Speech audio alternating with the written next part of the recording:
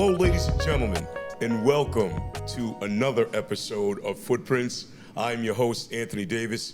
I am a educator at BHS. That's Beverly High School for those folks who don't know. And joining me today is someone who I would say makes the moments count, and they also change everything, these things that happen in our lives. Today, what does it mean to find your path, ladies and gentlemen? Well, when you think about traditional paths that don't quite fit, for some people, the classroom is, it's good, but other times people can't really click with it, right? Sometimes it just doesn't work. And the real story begins the moment you stop forcing something that isn't working for you, okay? And you start building something that is. Today's guest is someone who grew up surrounded by competition, family, and sports. That I really love. But never saw himself as a natural athletic kid. But, ladies and gentlemen, he still kept showing up. This is what I love about it. Football in the fall, wrestling and basketball in the winter, and lacrosse in the spring, which is his favorite sport, and he was really good at it. But here's where it gets interesting, ladies and gentlemen. This is where it gets interesting, okay? While many people are told there's only one road to success, he chose like a different path. He left Gloucester, well, by the way, he still lives there, but he left Gloucester to go to school. He went to a trade school, Essex Tech, and found something that many people spend years searching for. He found purpose, right? Now, as part of like this really tight-knit union now that he has, he's part of the Local 103. That's the International Brotherhood of Electrical Workers, easy for me to say, IBEW, Local 103. He's part of that community, and he's built a life rooted in hard work, consistency, which we all really love, and also that same competitive spirit and fire he developed growing up. This is a conversation, ladies and gentlemen, about identity, about growth, about redefining success, and then finding it, and looking at it and saying, this is what it actually looks like for me. This, ladies and gentlemen, is Conor Thomas Sherlock, and these, ladies and gentlemen, are his footprints. Let's get into it. Conor, welcome to the show. Yeah, thank you. That was a big build-up, huh? Yeah, it was. That was huge. That was awesome. I love it. So I'm going to ask you like I ask all my guests. Yeah. Tell us something about yourself that nobody knows. I was waiting for this question. You were waiting for that one, I right? was, yeah. All right. It's a toss-up. I'd have to say, I don't think you would know this either. I might but not. I would have to say that I love those drama TV shows like Love Island and all those. I did not know that. Those shows, I'll sit down and watch those with Corinne and act like I'm not into it at first. And then it just keeps going, and I just get more and more into it. I love it. So, ladies and gentlemen, he mentioned Corinne. We're going to talk about her a little bit later on. Here's what I want to ask right off the bat, too. Yeah. All right. Before the job, before like the decision to do anything, back when life and family and competition and was happening, and you were trying to figure some things out right about yourself. Take me back to those family gatherings. Like, take me back to the pickup basketball and the touch football and all that. And what did those moments mean to you growing up? Yeah, I mean, I think especially when I was younger, with Ash and Dougie and Owen, like specifically because we're all so close in age, playing like the touch football at Uncle Matt's house. Oh, yeah. Like, and in the neighbor's backyard. It wasn't even Uncle Matt's backyard. It was the neighbor's backyard. But it was awesome.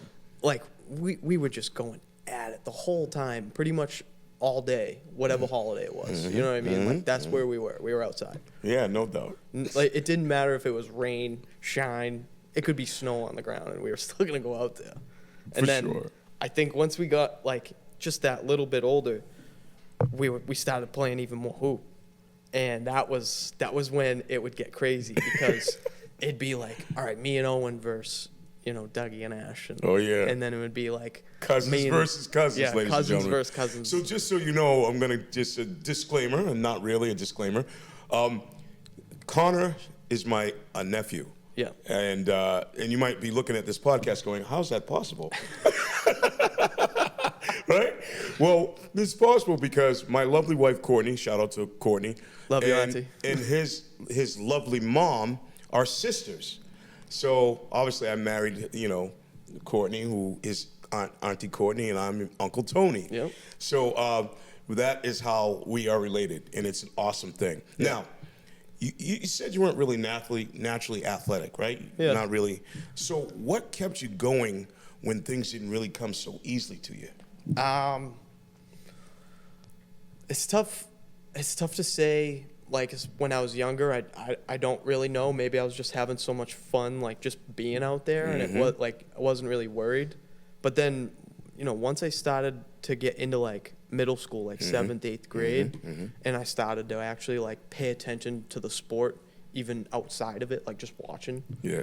Like that's when I was like, all right, I want to be good at football. I want to be good at basketball. Like I want to do these things, And it took off even more with lacrosse, Oh, yeah. And football too. Like Tell us about your lacrosse, because you were a very, very good lacrosse player. I wouldn't say I was very No, good. you were good. You were good. I mean, I saw was some of your games. I was okay. I was all right. I think that was like my main sport. Obviously, like said that already. But just in middle school, started to get more into the equipment and like doing my own stick, like stringing my own stick up and stuff. So I think like through that, doing that more and more and more, I started to want to play even more and more and more. So, naturally when you start to play things and practice a little bit more, even outside of practice hours, like you're on your own doing it, it just makes you want to play even more. Right. So, So you developed that passion for it, right? Yeah. You developed a passion especially for it. with lacrosse. Okay. I mean, loved all the sports I played, but especially Absolutely. lacrosse. So I'm going to switch gears just a second here, ladies and gentlemen. We talked about the IBEW, Local 103, that Conor is now a part of as electrician, doing that type of work. Now, what are your footprints? How did you get involved with that? You decided to go to a trade school. You went to Essex Tech, right? So who was your influence really kind of guiding you toward those? Who gave you those footprints to really go that way? I would definitely say my father. Okay. Because, he in middle school was like, I think you should really consider going to the Tech instead of going to GHS. And I didn't, being a 13, 14-year-old kid, I was like, I want to be with all my friends. And then, he made compelling points like, if you didn't want to go to college, you have an option there, So I liked that. I liked the attractiveness of you're going into something kind of blindly. You're going to make more friends. Right. You're going to create even more relationships. Okay. So going there, decided to do carpentry while I was there. In the way that the Tech works, it's like it's a week on of academics and then week off. Like you're in shop, And so I did carpentry there. And once I graduated, I thought I was going to try and get into the Carpenters Union, and I even applied. I applied to the Carpenters Union and the Laborers Union. And through that, I was kind of hesitant about it. I didn't know if that's really what I wanted to do. And then I wasn't really thinking about electrical either. Right. Like, my father really wanted me to get into the electrical program at the Tech, but I didn't end up getting into that, and that's why I ended up getting into carpentry. But okay. So, ladies and gentlemen, right there, those are the early footprints we see, right? Yeah. So, Adam, his dad, decided, hey, I'm going to give him a little advice, maybe, right? That was the early footprint he put on you, right? Yeah. He gave you those options. 100%. And you decided to take one of those options, which is really cool. I really enjoyed that. That was awesome. Yeah. By the way. Yeah. Let's switch gears back to competition a little bit, right? Yeah. Because we don't want to keep it too serious. No. We want to keep it fun. So now, competing with family is really intense. We know that right away, right? What did those experiences really teach you about yourself, competing against family? That I wasn't always the best, and there wasn't anything wrong with that. As long as you were like working hard, like I didn't always want to be successful, like because failure teaches you a little bit, you know. No and doubt. I think everybody knows that, but I think it rang true, for me at least when I was a kid. Like failure was really good. Oh yeah. So, I mean, definitely learning that's a thing, and being able to be okay with that at such a young age. That I think that's good, and I mean, you've seen it. We fight like brothers whenever we're me and Ash and Dougie. Yeah, like it's we awesome. We all fight like we're brothers. Yeah, You know? So yeah, it's a beautiful thing when you talk about family, right? Being able to do that, because it really gives you a lot of foundation. Yeah. When you're coming up, right? And you don't really know how things are gonna pan out, but you're like, hey, listen, I'm gonna do my best and forget the rest, right? No matter what. When you're talking about sports. Yeah. But then when you're competing against your cousin, you always want to beat your cousin. Yeah. Right? I was like that. I always wanted to beat my brother, believe me. Yeah. Although I beat him in basketball. But I couldn't beat him in running. He was. I don't think I could. I don't think I could beat Owen in anything now. You know, because he's always active and on his feet. Course. You know, with what he's doing. Not that I'm not either, but.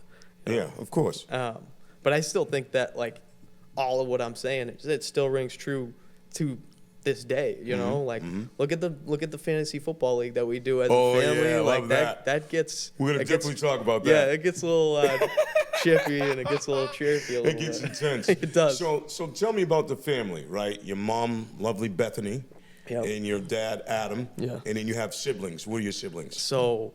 You just mentioned one. I got Owen and Hannah. You know, that's from mom and dad before they split, and then you know, after they split, Dad had Danny and Aiden. Oh yeah. So the wild men. Yeah, there was only two of them for so long. It was just me, Owen, and Hannah. Yep. And then Dad had a couple more. Yes. So it's really cool having little brothers. Oh, of course. You know, of course. 100%. It's really cool. It's really cool. Oh, listen, I have a little brother, and even though he's bigger than me physically, he's still my little brother no matter what. Yeah. So it is that. Well, it's you know like what I mean? it's like with Adrian and Cameron. Like I'm sure it was kind of crazy when Ash came around. And It was crazy. So what Conor's referring to, ladies and gentlemen, in case you don't know, and I've mentioned this a few times, I do have 7 children. I have 4 boys and 3 girls. My oldest daughter is 40, Caitlin, and my youngest son, Ash, will be 21. He'll be able to drink legally in bars, ladies and gentlemen, in June. So how about that? So that's what he's referring to. If you like our content, please subscribe to BevCam right here, YouTube. Don't forget, we're on Spotify as well as Apple Podcasts. And listen, if you want to be a guest on the show, go to www.footprintsimpact.com. Fill out the form. Come sit, tell me your story. It'll be awesome. Believe me. Now, was there a moment you realized that the path that you were taking wasn't for you? Yeah, I think early on. When I had started out in the union, it was, I started right before COVID happened. And then, within 6 months, I'm already out of work. I was kind of looking at different things of maybe what I could do. I'd gotten in from a favor, with my Uncle Chris. He helped me get in, and obviously my father helped me get in. But I didn't think it was going to be for me, ultimately. Right. It was just kind of, I took what I could at the moment, and it was what was best for me, I thought, as far as making a livable wage. Right. And so there was a moment, there was definitely a moment where I was like, I don't know if this is for me. Yeah.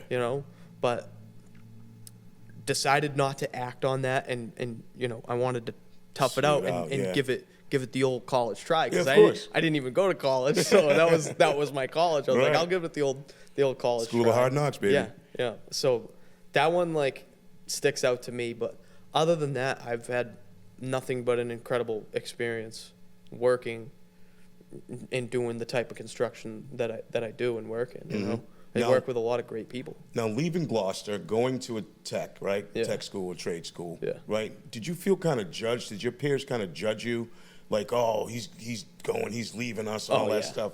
Yeah. How did that play out? How did that really make you feel? I definitely heard my fair share of guff from people from Gloucester. Especially all my friends. They were disappointed that I wasn't gonna be able to go to school with them anymore, and hang out with them, nearly as much. And I mean, I still hung out with all my Gloucester friends on the weekends. Yeah. And they had every right to be, a little upset. Of course. One of your friends is leaving. I could understand it. So it wasn't like I felt like I was being judged in a bad way. Like I understood it. Of course. But I think I made the right decision in the end. Absolutely, Yeah. 100%, right? Yeah, I think I got an experience. Looking back on it now, Yeah. right, when you're in it, you're like, I don't know if this is right for me. But now, as you're years removed from that decision, you're thinking to yourself, this is definitely the best thing I've ever done. And that was the great thing about the tech, was that I never felt like it was a bad decision. Like it always felt like it was the best decision I could have made, as far as at the time for my education. You know, the timing of it just worked out. Okay, you know? all right. And the experience I had at the tech, I had a great time there. You know, Well, I had a great time. I made course. a lot of long-lasting friendships. 2 of my groomsmen in the wedding, they're from the tech. You know what I mean? Right? So imagine if you didn't make that move, you probably would have never met those guys, right? No, definitely so that's not. The deal. Yeah. So most people go their whole life and then don't really know what they really want to do, right? You found purpose in doing that, and that is a big footprint you're leaving, because think about it. You know, you're the oldest of the siblings, right? So now they're kind of looking at you saying, oh man, this guy's like deciding he's going to do this, and he's sticking with it, and he's doing his thing with it, and he's really rocking, right? We're going to talk about a couple things that are coming up next month, something specific that was really big. But I want to ask you, what does being part of the local 103 brotherhood really mean to you beyond work? I mean, I'm not, you know, super involved down at the hall. Like I don't attend union meetings regularly, but there is definitely a sense of camaraderie when you go down to that union hall. Oh, no question. And you're greeted. You know, there's a sense of that even on the job site. Like, it might not even be work related, but there's that sense of camaraderie, and you know, to think that we're doing something, you know, creating a livable wage the way that the union does, you know, the way that they get involved with certain politics to advocate for, you know, people who do the hard work. Of course. Like that's a cool feeling to be, you know, a small part of that. Oh, of you know? course. Of course. I mean, think about it. In some way, shape, or form, the work that you do is ultra important. Why? Because otherwise we'd have no electricity in houses and critical infrastructure. Yeah, I mean it's huge. It's huge. Like, and so being involved in the trades is really paid out. And you know, paid off for you. I love it. 100%. Now, what's harder, a physically demanding day on the job, or the mental grind of pushing through something you don't really enjoy?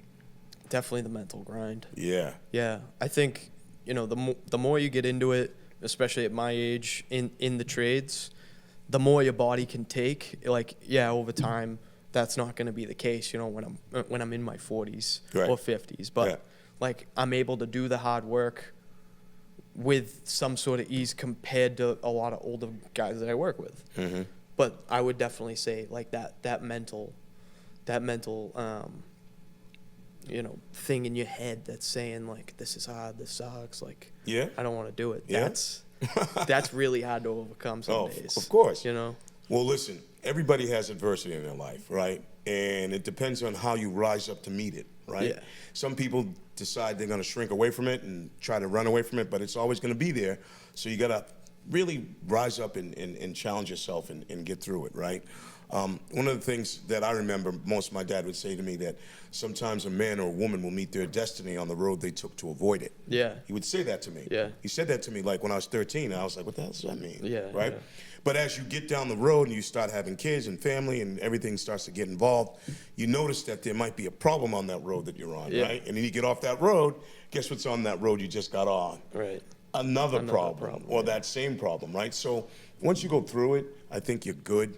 You can figure out certain things, right? How to rise up and how to really just get through it, right? And that gives you what's called life experience. And once you get that, now you know you're good, because you can figure out certain things. You can see it coming down the road. Now, I want to zoom out a little bit, ladies and gentlemen, for a second, because my nephew is getting married next month. 3 weeks. Connor's getting married.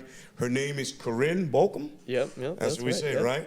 Now, I'm going to ask some questions about the relationship. Okay. Because this is what I want to know. All right. There's a bunch of different things that I want to ask. And I even got some rapid-fire questions I want to ask. All right, so first things first. How did you know this was the person you wanted to spend the rest of your life with? I mean, I had a ginormous crush on Corinne when we were in, like, 5th grade. So, you know, before I left for the tech, you know, we went to the same elementary school. I thought she was the most beautiful girl I'd ever seen when I was a kid, and it still felt that way when we kind of reconnected. Yeah. You know, and this was a year or two after high school. Like, it felt right, you know. Okay. Even though she kind of dissed me when we were in 5th grade. It felt Corinne, right. why would you do that? That's not good. But you know what? It worked out for the best. Yeah, absolutely. What's one moment in your relationship that changed everything for you? Oof.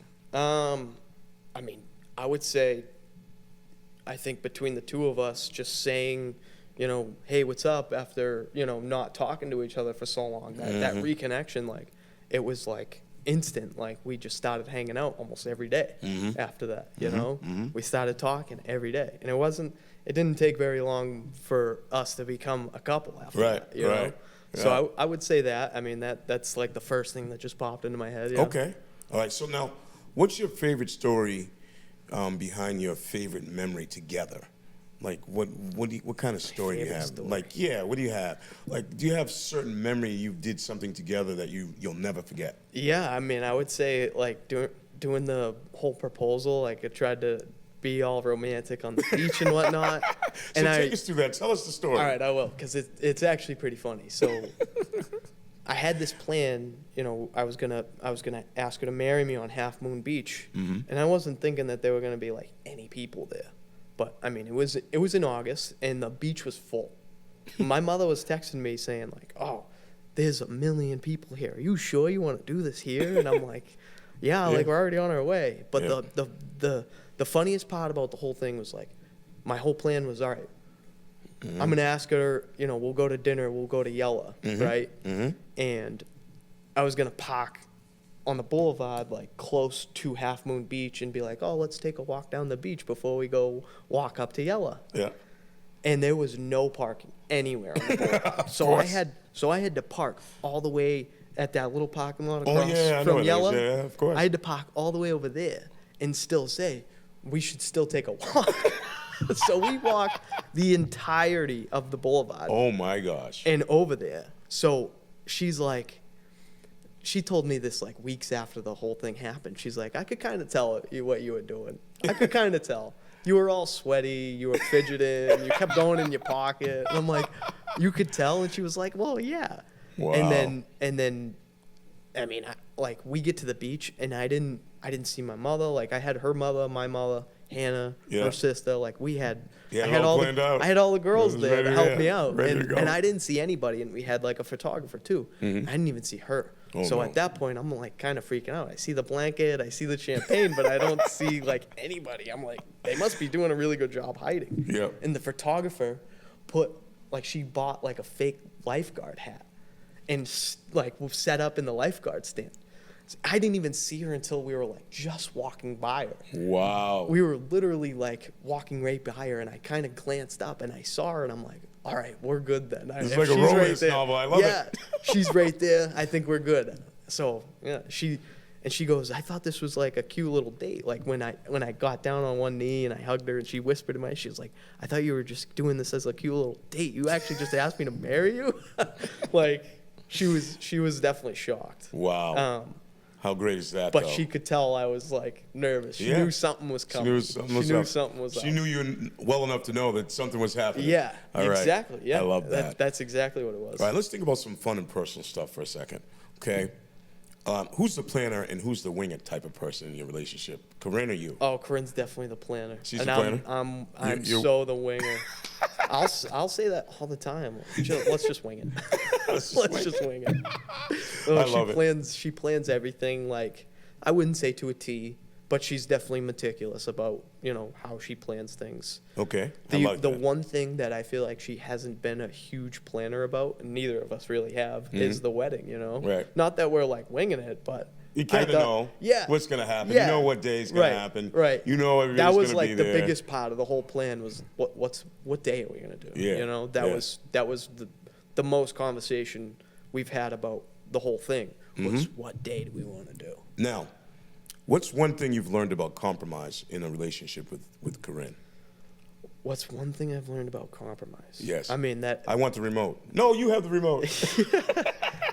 Yeah, I mean, I would say that it's like one of the most essential things in a relationship. It's like one of those bigger pillars in a whole relationship that you can have, you know, and you don't really like learn about that until you really start living with somebody. You're in it, yeah. I mean, because we started living together, you know, two and a half years ago, something like that. Yeah. So now that's still, you got these. Yeah, but that's still like kind of a new thing that I think we're both like still learning about each other. Is you know what needs to be, what we need to compromise on with each other. No doubt. You know? And you know, I'll tell you, being with my lovely wife for 35 years, you learn to compromise a lot of things. But here's what she says.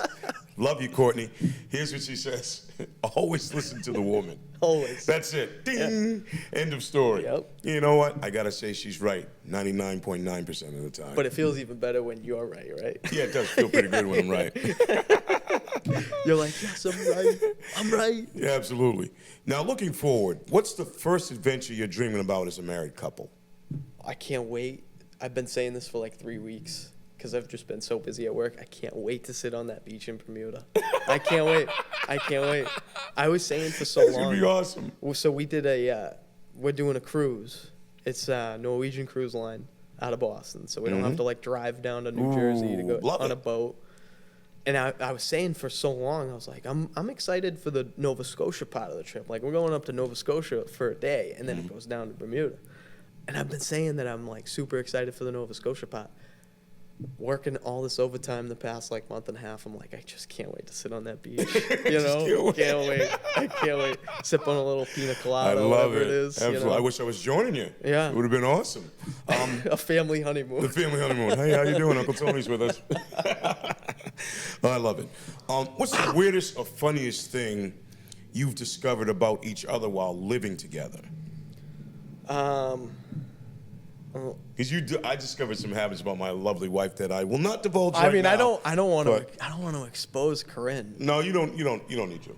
I will say that she has like this weird affinity. She loves sardines and black olives. Like, she's got like a crazy obsession with those. Like, I feel like everybody kind of knows this about Corinne. She loves pickles. She loves pickles, yeah. Everything is pickles in our house. Like, pickle blankets, pickle like stuffed animals, like everything's pickles. But she's like the first person I've ever met that actually likes sardines. Oh. Yeah. Yeah, no, I'm no. Yeah, no, I'm good with those. Every time I'm like, you need to go in the other room to eat those. That's weird. So you discovered that. How about that? Yeah. Now, who's going to cry first at the wedding? You or her? Oh, I don't know. I mean, It's probably going to be you. I'm an emotional guy, you know. I am pretty emotional. Yeah. All right. I don't know, because I'll say this, because she's an anxious person, and she can be an anxious mess sometimes. Not that there's anything wrong with that, you know. I love her for it. So she'll probably cry from anxiety a little bit on the day of. Okay, you know? all right. Not that that's like a bad thing. I think it's just the jitters of the whole thing, you know. Of course. So that's my guess, you know. Oh, I love it. Now, what's the most ridiculous debate you've ever had, and somehow it ended up all right? Ended up with a kiss or a hug or whatever. Trust me, I've had a lot of these with my wife. Yeah, I was gonna say, Uncle Tony, this happens weekly. Where we're just kind of talking, and then she'll say something and be like, "No, you're wrong," and then it'll turn into a whole thing. Yeah. To pick out like a specific one. There's a whole bunch of them going on. Yeah. Yeah. Believe me, I know. I'm in the same category. Yeah, because we'll just kind of disagree on like just random things. It could be so small, and we'll get into this whole heated debate. You know. Oh my gosh! All right, so now, do you guys have any pets? We got some fish. You got some fish? Yeah, we can't have any. We can't have any cats or dogs or anything. Okay. So all right. We got some fish. All right. Now, do you have any hobbies aside from, you know, you're working crazy hours and all that stuff? Yeah. Do you have any specific hobbies that you do outside of work? I mean, I like to play video games, yeah. I would say that's a good hobby, you know? I haven't played a video game since COVID. Yeah. This is the last time I played a video game. Yeah. That was 6 years ago. That was a while ago. That's a long time ago. I try to keep up with, like, most of the sports games, you know? Like, I'll get NHL and NBA and, me too. And Madden. Like, I'll get all them every year, and I'll play it for, like, a couple hours, and then I'm like, I want to play something else. No doubt. No doubt. All right, so here we go. Let's think about this for a second. Right now, the footprints that have laid down for you have been awesome. You follow them to a T. You had some advice from your dad, and you laid those footprints. He laid those footprints down for you, Yeah. and then you ended up following those footprints, and now you're going to marry the love of your life, who you were initially enthralled with back in 5th grade, which is a beautiful thing. So now, some rapid fire questions. Now, here we go. Right, so this is like right away, just the first thing that comes to your mind. I want you. First date or first kiss? First date. First date. Cake or dancing? Dancing. Dancing, of course. Yeah, dancing. You know, I'm a dancing fool. You are. Yeah, I can get down with him. I can attest to that, ladies and gentlemen. He is a dancing, fool. All right. Who's the better cook? Oh, Corinne. Oh, okay. Yeah. All right. Honeymoon, beach or mountains? I think you already beach. Although I love good mountains, but I'm gonna go beach. All right. Morning person or night owl? Morning. Morning for sure, 100%, right? Yeah. Coffee or tea? I guess tea. I'd probably drink tea every morning if I wasn't drinking. I'm like a tea guy as well. I used to be I wouldn't say I'm a coffee guy, but it's another story. I was never big into coffee. Yeah, like me I either. tried. Well, energy drinks more my style. Well, my coffee story, ladies and gentlemen, I don't have time to divulge it, but I was in college and I stayed up all night and drank way too much coffee. So that's another story for another time. Yeah. Netflix or going out? Oh, Netflix. Oh yeah, absolutely. Yeah. Who's more likely to apologize first after an argument? Me. You? Yeah, 100% me. Yeah, I'm kind of not that guy. Yeah. I don't know why I'm not. I mean, but then I think about it and I was like, maybe I should be. Yeah. You know what I mean? No, it'll just be like about 5 seconds after we're like done in this heated debate that we're having over something like completely stupid and irrelevant. Okay. And I'll just be like, all right, I'm sorry. You know, because she's stubborn. She's stubborn like you are. Like she's not gonna say sorry. Exactly. So I know. So I go and apologize. Yeah, I hear you. And then we go on with it. You know? My wife is kind of like you. I can see that. What now. cut from the same You cloth, cut from the literally. Same cloth. Yeah, no doubt, no doubt. One word to describe your partner. Ambitious. Ooh. Very ambitious. I like that one. Yeah. Okay. All right. In what way? She is so dedicated to working, with kids. That's what she does for work. Mm-hmm. She does everything for her kids, for her classroom. Like she is, like when you see people with like T-shirts on that say #1 teacher, like Corinne is a #1 teacher. She is the #1 teacher. You know what I mean? Like she puts a lot into those kids, and I think she just has so much fun with them. Mm-hmm. And that's what's like, I think that's what's awesome about it, and she gets talking to everybody. She gets talking to you about it. Oh yeah, of course. She gets talking to. It's awesome. She gets talking to one of my buddies who works at like a kids after school program. Mm-hmm.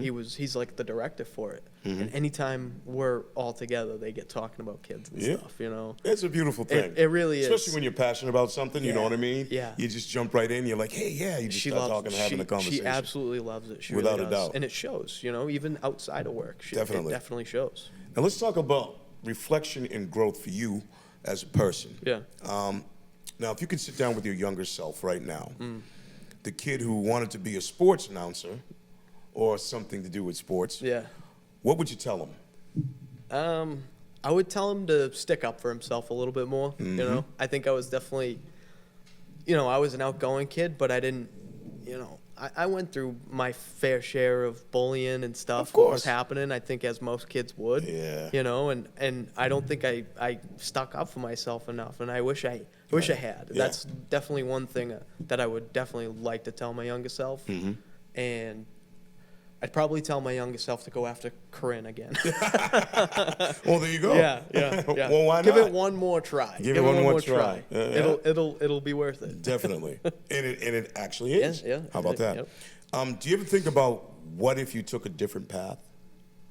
No, I don't like to dwell on the past. I only really like to live in the present. Yeah. And you're just like, that's it. Yeah. I'm here. I'm doing this. 100%. I'm going forward. 100%. I'm not looking in the rear view mirror. I like nostalgia, but I don't like to live in the past. Okay. I do All think right. about when Grampy was around, specifically talking about family and stuff and holidays. Yeah, that's tough. Yeah, 100%. Yeah, 100%. Yeah.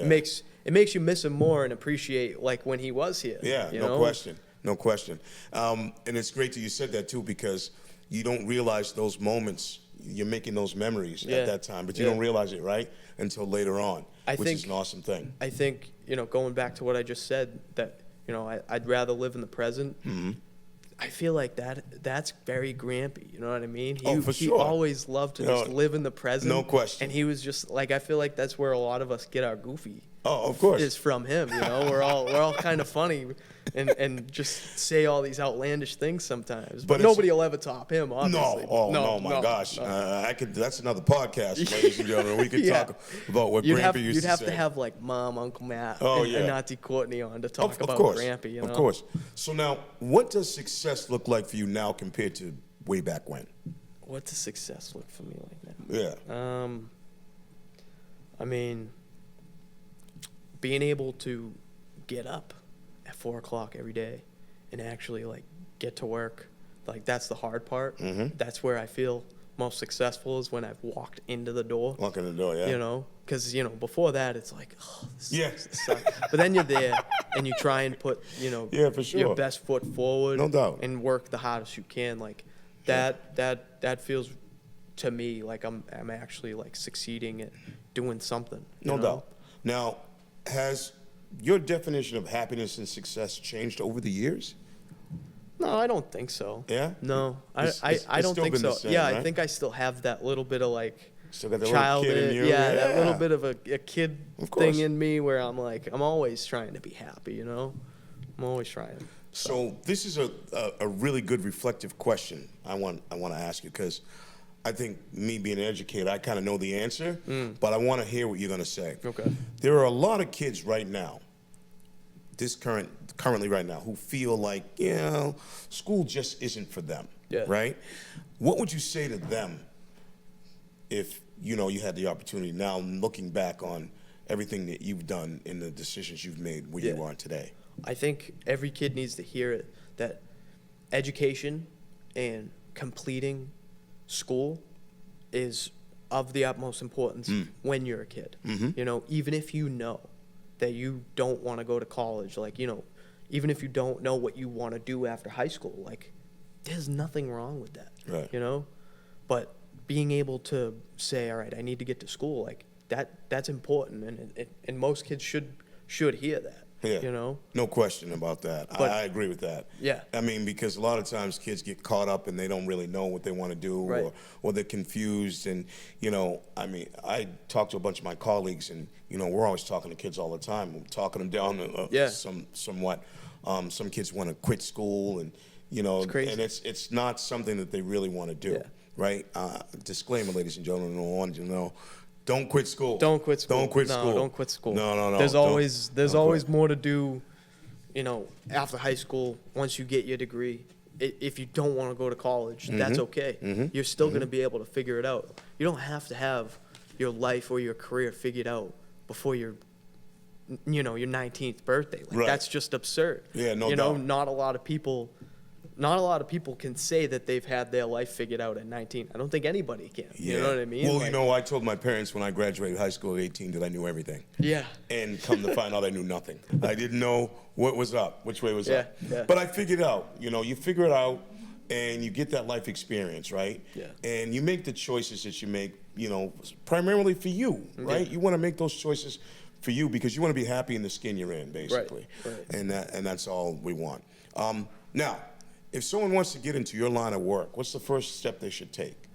Well, you got to wait for the application, dates to start rolling around, which is usually, I think they start accepting applications in November for Local 103. Okay. But if you're already in a trade school, you're already in the electrical program at whatever trade school you're at, there's a good chance that you've heard about the union, and, they take a lot of high school kids. Like, they do like a scholarship for, I think it's every single trade school. They take at least one kid from every single trade school every year. Yeah. Like, it's a whole scholarship thing. Yeah. But you got to wait for the application period to start, which is, I think, between November and January of every year, if I remember correctly. But I mean, even going down to your local union hall, this is like goes for any trade anywhere. Go down to your local union hall. Go knock on a business agent's door and introduce yourself. Say you're really interested in getting in, and they'll help you. I mean, there's all sorts of pre-apprentice programs sometimes that that certain unions will do. Like, that's kind of how I got in, was through a pre-apprentice program. For sure. Like, I wasn't technically an apprentice at that point, but I was a card-carrying member in the union. Got sworn in and everything before my first year, which was cool. You know, I was paying dues. Yeah. And that kind of sets you up, right? Those were the footprints that set you up for that now I'm going to take this journey. I'm going to go and find out if this is something I really want to do, or if this is something I'm just going to have like as a way station for my next journey, right? But as it turned out, you know, it ended up being your calling. Yeah, I mean, this is my career at this point. Exactly. You know, not that it's like a bad thing. Like I'm saying, oh, this is what I'm stuck with. Like, no, like, you know, I put the hours in, work-wise and school-wise, to go and get my electrical license, and you know, I've had that for 2 years now. You know, I'm a new journeyman technically still. Like they give you like it's not like an official probationary period, but you're like, they call you a junior journeyman. Junior journeyman. 5 years after you've they call it you know, turning out or whatever. Okay. All right. You get 5 years, and then they officially call you a journeyman. Like guys on site. It's more of like a unofficial. You're official. Yeah. I like that. All right, let's switch gears for a second, because we talked a little bit about fantasy football earlier. Yeah. But we didn't really get into it. So now we're going to get into it, ladies and gentlemen. So we have a fantasy family football league. Easy for me to say, right? Yeah, too many apps. Say that 5 apps. times fast. And my son Austin is the commissioner of it. The commish. So he's the commish. So he's in it. My son Cameron's in it. My son Ashton's in it. Uncle Kyle's in it. Yep. Cameron, his son's in it. Yep. You're in it. Yep. I'm in it. My older brother Mark is in it. So it's a family football league. Now, can I tell you something what's really great about it? We actually have the draft at my house. We put up the draft board on the side of the fence, and we talk so much smack you would not believe. Yeah. And it's awesome, right? I usually have my brother on FaceTime because he lives in Florida. Shout out to Mark Davis, my older brother.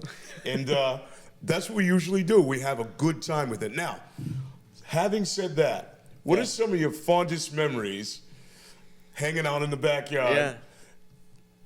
With the family. I mean, the first thing, football league. The first thing that comes to mind is you grilling this past summer with your sister and what's her husband's name? Oh, Uncle Bob. Yeah, Uncle Bob. Oh yeah. And she was giving you so much guff she gave me so much grief about cooking on the grill. Right? Can you imagine that?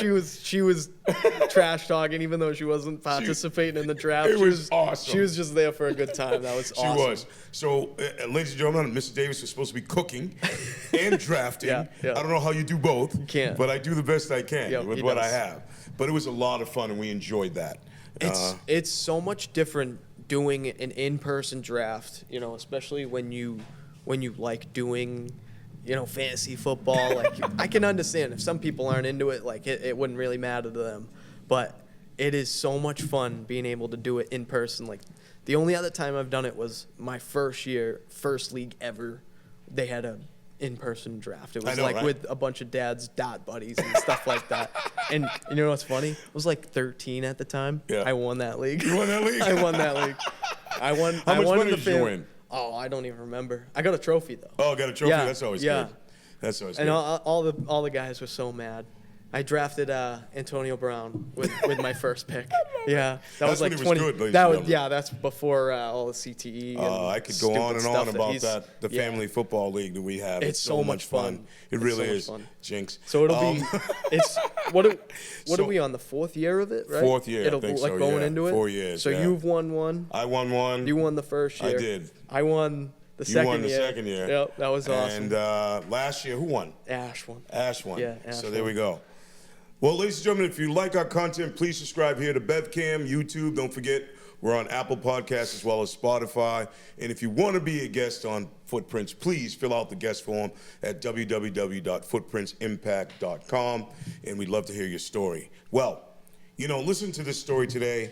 I've got to be honest. What stands out isn't just the path that he took. This is my nephew, Conor. It's the way he stayed consistent through it all, okay? You kept showing up when things weren't easy. Let's be honest. And you learned and you leaned into these different things, these environments that really helped you and kind of helped you grow, become the person you are. And you found purpose, not just following like someone else's path, but yours. Yeah. By building something real day to day. You did that. And I think something, to be said for people who can find their own path, right? And I think there's a lot that has to be said for that. Not every path, ladies and gentlemen, is going to look the same. We know that. Not everyone is meant to sit in a class and have it all click. We know that. Some people are meant to work with their hands, build things, and create things, right? To be part of something tangible. We love that. So I'll leave you with this. When it's all said and done, okay, when people look back at your life and you look back at it as well, what kind of footprint do you want to leave behind? Oh, that's a tough question. I would just say that I hope, when I go, I hope that, the people that do remember me, they just remember the happiness of it all. Mm-hmm. They remember, maybe they'll crack a smile and laugh a little bit from something that I might have said. Uh-huh. So I think just making people laugh and trying to just be as positive and happy as you can be. Absolutely. Like that leaves an impression on people, Well, 100%. Yeah. And listen, this has been another episode of Footprints, ladies and gentlemen. Real stories, real people, real friends, real impact. Thank you, Conor Sherlock. Yeah. Appreciate you hanging out with me. It was awesome. Now, if this conversation resonated with you, ladies and gentlemen, please share it with someone who really needs to hear it. And as always, I leave you with this question. Who left a footprint on you? I'll see you next time. Thank you. Bye-bye.